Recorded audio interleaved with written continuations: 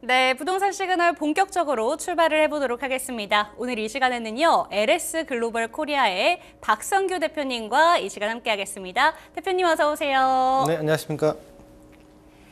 네, 오늘 대표님과는 부동산과 관련된 이슈 시그널로 이 시간을 먼저 시작을 해보도록 하겠습니다. 오늘 대표님께서 2024년도 얼마 남지 않았기 때문에 내년을 위해서 아주 대단한 자료를 모아서 준비해 주셨다고 들었는데요. 오늘 어떤 내용 소개해 주실 건가요? 제가 이 방송국에 오면서 네.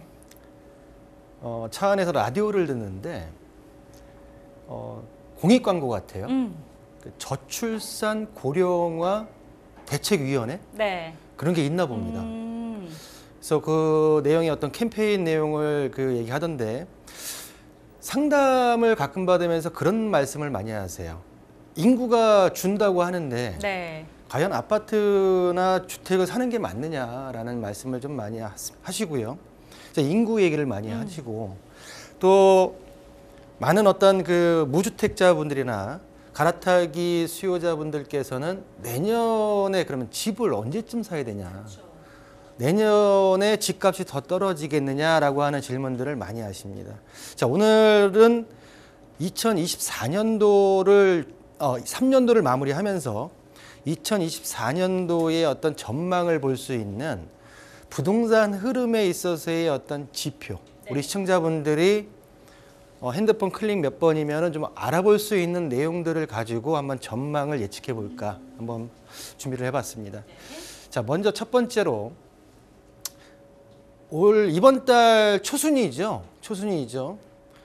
다 같이 좀 깜짝 놀라는, 다 같이 알고 있었지만은 좀 놀라는 보고서가 하나 나왔어요.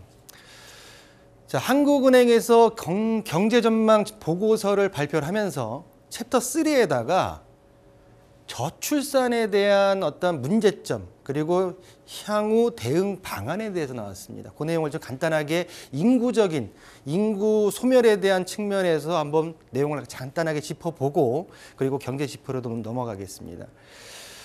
자, 합계 출산율 추이라고 지금 1960년도부터 최근까지 지금 그 그래프가 나와 있는데요. 본 내용을 보신다고 하게 되면 OECD 평균선이 붉은 선이고요. 우리나라가 지금 파란 선입니다. 자, 2020년도에 들어와서 2021년도죠. 21년도에 우리나라의 출산율은 0.81명입니다. 신랑과 신부가 결혼을 해서 2세를 한 명도 안 되는. 근데 이거는 지금 2021년도고요. 2021년도. 자, 2022년도에 합계 출산율은 0.78명입니다. 0.78명. 지금 보고서가 나온 이후에 추후에 우리나라가 0.6명대까지 내려갈 것이다라고 하는 예측에 대한 어떤 내용도 지금 나오고 있는 상태에서 굉장히 경제적인 측면에서 굉장히 우려가 되는 내용들이다라고 볼 수가 있겠고요. 또한 지금 고령화 인구의 어떤 추세로 들어가 있는 이탈리아, 일본, 스페인의 어떤 그래프를 본다 하더라도 저희 지금 한국의 추세 곡선이 향후 2040년도 이후부터는 가파르게 올라가는 곡선을 보이기 때문에 저출산이 초고령화 시대를 굉장히 앞당기는 내용들의 보고서가 발표되면서 많은 분들이 알고 있었지만은 좀 놀라운 어떤 그 반응을 좀 보이셨고요. 그 내용에서 정부 차원에서 그러면 시나리오를 이런 내용들을 지금 OECD 수준까지 올린다고 하면 우리나라가 현재 2022년도에 0.78명을 추가적으로 6가지 정도의 내용들을 좀 더 OECD 수준으로 올린다고 하면 0.845명. 향후 이 내용들을 OECD 수준까지 올린다고 하게 되면 1.6명대까지는 그래도 올릴 수 있지 않을까라고 하는 대책들이 나왔습니다. 그 대책들을 좀 본다고 하면 뭐 가족 관련 정부 지출 그리고 육아휴직 실시간 이용, 제가 볼 때는 그 중에서 가장 높은 게 도시인구 집중도입니다. 집중도가 현재 지금 저희 나라고요, 우리나라고요. 현재 지금 그리고 OECD 평균 나라다 봤을 때 거의 한 4-5배 정도가 지금 많은 어떤 집중도를 가지고 있다라고 분산이 굉장히 도시 인구의 분산이 굉장히 필요하지 않을까라고 보여지고요. 혼외 출산 비중 같은 경우에는 과연 우리 유교적인 나라 차원, 유교적인 어떤 그 정서가 깔린 나라에서 과연 가능할까라고 하는 물음표가 그려지면서 청년층 고용률, 육아휴직 실시간 이용 등 이런 어떤 내용들을 지금 정책을 펴서 좀 출산율을 올릴 필요가 있다라고 보여지고요. 마지막에 이제 저희가 이제 부동산 방송이다 보니까 실질 가격, 주택 가격 지수가 현 시점에서 2015년 수준으로 간다고 하게 되면 뭐 출산율 증가율은 낮지만 0.002명의 출산율을 높일 수 있다, 퍼센트를 높일 수 있다라고 하는 이 내용이 나왔습니다. 그래서 부동산 관련된 기사 중에서 뭐 이 내용이 나오다 보니까 선도 아파트들, 뭐 도곡렉스, 음마 아파트 등에서 2015년도 가격이 얼마였네 하면서 그 수준까지 과연 내려갈 수 있을까 하면서 매도자들의 어떤 가격 방어선 그리고 실질적인 어떤 물가 상승률을 따져볼 때 쉽지 않다라고 하는 내용이 나왔지만 굉장히 좀 의미 있는 부동산에서, 왜냐하면 최근에 그 교보증권이죠. 교보증권에서 부동산 전망을 얘기하면서 50%까지 내려간다 이런 얘기가 나왔었어요. 근데 그 내용에 있어서의 어떤 수치가 좀 비슷하게 떨어지는 내용이었습니다. 그 내용을 좀 저는 이제 그 지금 많은 언론이나 아니면 그 유튜브 등에서 어떤 개별적인 아파트를 찝어서 말씀드리기에는 제가 볼 때는 아닌 것 같고 전체적으로 통계청 자료입니다. 지역별 아파트 평당 매매 가격 을 지금 한번 제가 조사를 해가지고 가져 나왔는데 서울부터 수도권, 서울, 경기, 인천 그리고 광역시, 세종시까지 8개의 지역에 있어서 2023년도 지금 이 내용 같은 게 2023년도 같은 집계가 아직 안 됐기 때문에 22년도 가격과 15년도의 가격을 봤을 때 아파트의 평당 매매 가격입니다. 자, 내용을 보시게 되면 2021년도에 급등했던 시점에 서울 가격의 평당 가격이 4천만 원대였습니다. 4천만 원대. 경기도권 같은 경우에는 1,983만 원 평균입니다. 평균. 2천만 원 가까이 되죠. 2022년도에 약간 주춤하면서 3,800만 원대, 1,800만 원대라고 약간 주춤하는 모양새인데 이 2022년도를 15년도와 비교했을 때 서울만 보더라도 3,851만 원에 대비해서 2015년도는 1,729만 원입니다. 거의 50%죠. 거의 50% 수준 이하로 내려가야지 출산율이 0.002% 올라갈 것이다. 경기도를 볼까요? 경기도도 1,829만 원, 2015년도에 966만 원이었습니다. 불과 2015년도 대비해서 7, 8년이 지났는데 평당 가격이 2배 가까이, 2배 이상 오른 내용을 볼 수 있다는 거는 전반적으로 제가 볼 때는 국가의 부동산 정책이 잘못된 거죠. 불과 10년도 안 된 시점에서 부동산 가격이 과연 이 금액대로 오르는 것이 맞았을까라고 봤을 때는 전반적으로 이 수치를 보면서 굉장히 좀 많은 우리 젊은이들에게 미안한 감정도 좀 들어야 되고요. 내용들을 봤을 때 이런 내용들이 과연 인구 소멸과 함께 실질 가격주택 지수가 2015년도로 내려간다 하더라도 과연 출산율이 오를 수 있는 여건이 될까라고 하는데 물음표가 그려지면서 제가 볼 때는 아까 말씀드렸듯이 어떤 지금 소유자들의 가격 방어선의 이 분명히 펼쳐질 것이고요. 또한 실질적인 물가 상승률이 있기 때문에 쉽지 않다 하더라도 어느 정도의 노력은 필요하지 않을까라고 보여지고요. 또 다른 말씀드렸던 도심 집중화 현상에 대해서 어떤 분산 효과를 낼 수 있는 정책이 꼭 필요하지 않는 시점인가라고 말씀을 드리면서 첫 번째로 인구적인 측면에서 최근에 한국은행에서 보고서가 나왔던 내용을 가지고 좀 말씀드려 봤습니다. 자, 그러면 2022년도, 21년도부터 지금까지 어떤 그래프의 추세를 봤을 때 가장 영향을 미쳤던 거는 금리였습니다. 첫 번째, 금리입니다. 금리입니다. 자, 많은 사람들이 가격이 올라갔을 때 공급량이 부족하다라고 했지만은 결론적으로는 낮은 금리에 있어서의 어떤 유동성이 굉장히 넓어져 있는 상태에서의 어떤 집값 상승에 코로나도 있었고요. 경기 침체도 있었기 때문에 불가피하다고 했었지만 뭔가 정책적인 측면에서 어떤 핀트가 안 맞은 부분도 있지 않나라고 좀 보여지고요. 현재 우리나라 같은 경우에는 현 시점에서 3.5%포인트의 한국은행의 기준금리가 형성이 되어 있고요. 현재 미국 같은 경우에는 최상단이 5.5%포인트로서 약 2%의 격차가 일어납니다. 최근에 한국은행 금통위에서 한국은행 총재와 발표 후에 기자의 질문이 있었어요. 격차가 계속 벌어지면 미국 같은 경우에 이 금리를 올릴 수도 있다고 지금 계속 그 시그널이 나오고 있는데 계속 벌어질 경우에는 한국 경제에 침체가 오지 않겠습니까? 그러면서 부동산에 관련된 얘기가 나오면서 금리를 안 올리는 이유가 부동산 때문입니까? 라고 하는 어떤 우회적인 질문이 있었습니다. 그때 한국은행 총재 이창용 총재의 한국의 경제 시장을 봤을 때 부동산이 30% 정도가 하락을 하게 되면 굉장히 많은 경제에 미치는 영향이 너무나 많다.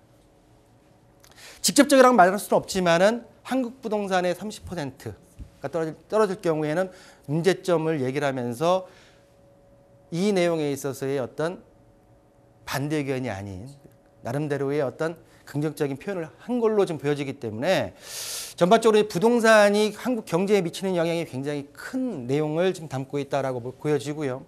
그렇지만은 금리를 봤을 때 현재 미국 시장에 있어서 현재 지금 안전자산인 금과 블록체인 코인이죠. 코인 시장이 굉장히 올라가고 있습니다. 이 내용을 봤을 때는 뭐냐면 전반적으로 이쪽에 투자하고 경기를 보는 전문가들 입장에서는 미국 금리가 언젠가는 하락할 것이다. 왜? 침체로 인해서.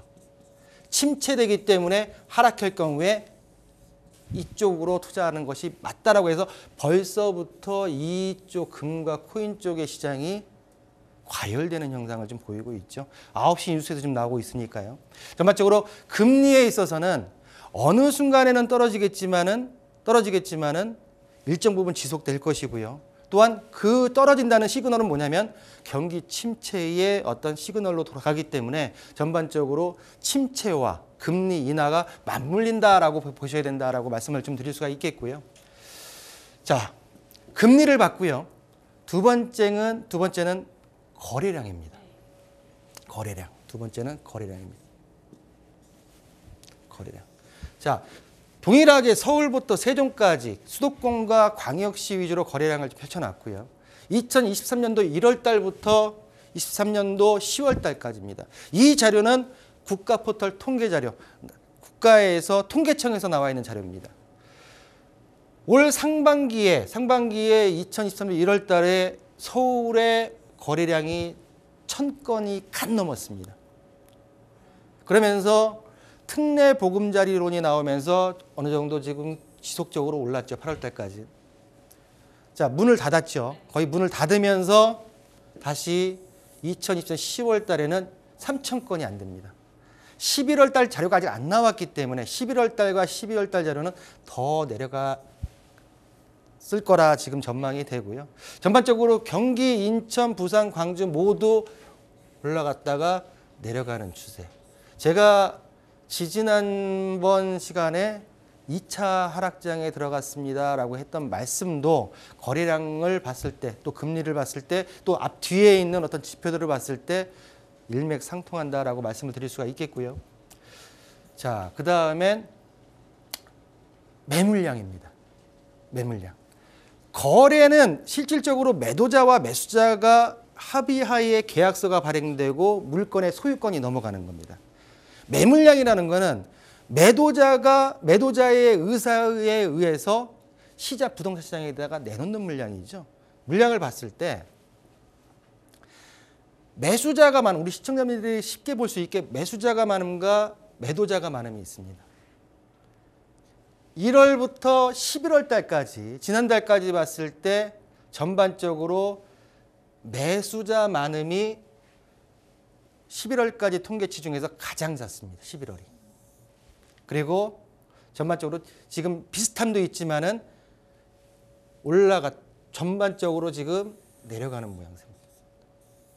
올라가는 78.6%의 매도자가 많은, 매도 물량이 많은, 그렇다 보니까 매수 우위 지수가 매수자 우위 시장으로 갈 수밖에 없는, 매도자와 매수자에 의해서 거래가 되고 가격이 형성되는데 매도자만이 많은, 매도 물량만이 많은 시장이 현재 지금 진행되고 있다라고 볼 수가 있겠고요. 여기까지 보면 계속 떨어질 것 같죠. 그렇죠.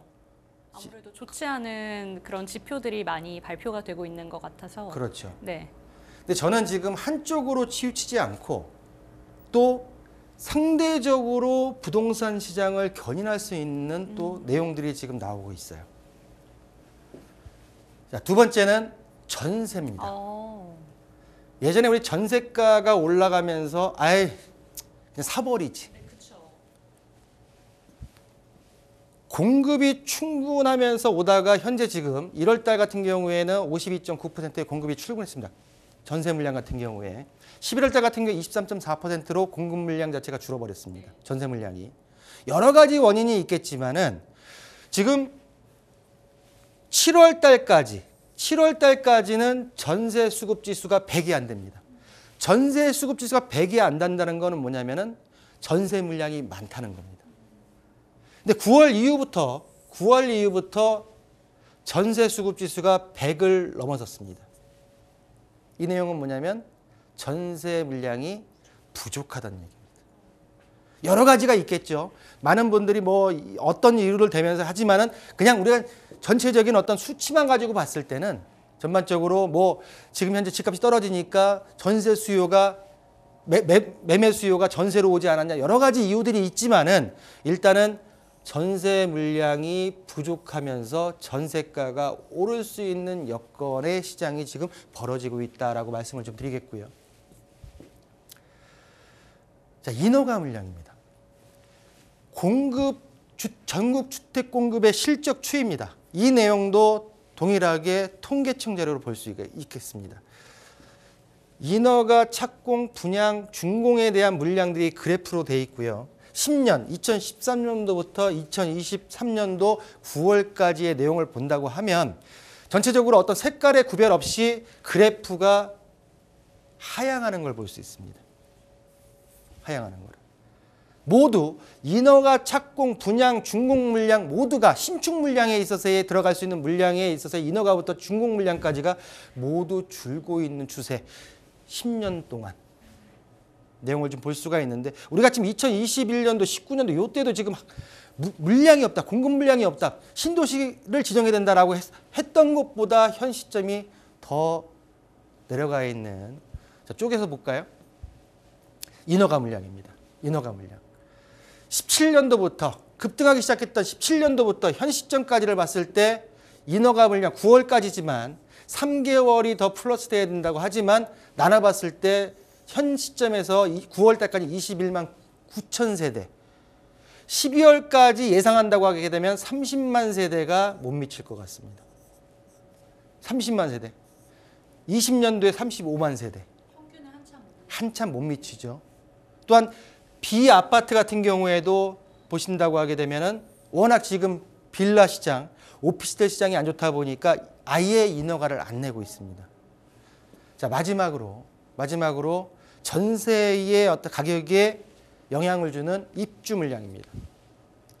입주 물량. 현 시점의 입주 물량을 봤을 때 25년도까지 23년도부터 25년도, 24년도와 25년도는 지금 미래고요. 현 시점에 지금 23년도 같은 경우는 36만 8천 호가 입주 물량입니다. 수도권과 비수도권 나눴을 때 19만 호와 17만 호가 있는데 25년도 같은 경우에 지금 23년도부터 입주 물량이 줄어듭니다. 줄어들고 25년도의 수치를 봤을 때는 거의 21년도 수준에 못 미치는 현상이 벌어지기 때문에 앞선 말씀드릴 때는 금리 그리고 뭐 인구 그리고 거래량 매수 지수를 봤을 때는 계속 떨어질 것 같지만 뒷받침하고 있는 어떤 인허가 물량과 입주 물량 그리고 전세가의 어떤 전세 수급 지수를 봤을 때는 또 상반되는 내용입니다. 우리 시청자분께서 부동산 시장이 항상 오르는 것도 아니고요. 부동산 시장이 항상 내리는 것도 아닙니다. 내가 원하는 목적물에 대해서 매수나 매도를 하실 때는 지금 말씀드렸던 어떤 수치들을 좀 꼼꼼히 살펴보신다고 하면 좀 더 매수자 입장에서는 좀 더 유리한 가격에 매도자 입장에서는 좀 더 손쉽게 매도를 할 수 있지 않을까. 이렇게 2023년도에 정리를 하면서 2024년도의 전망을 간단하게 정리하는 시간으로 가져봤습니다.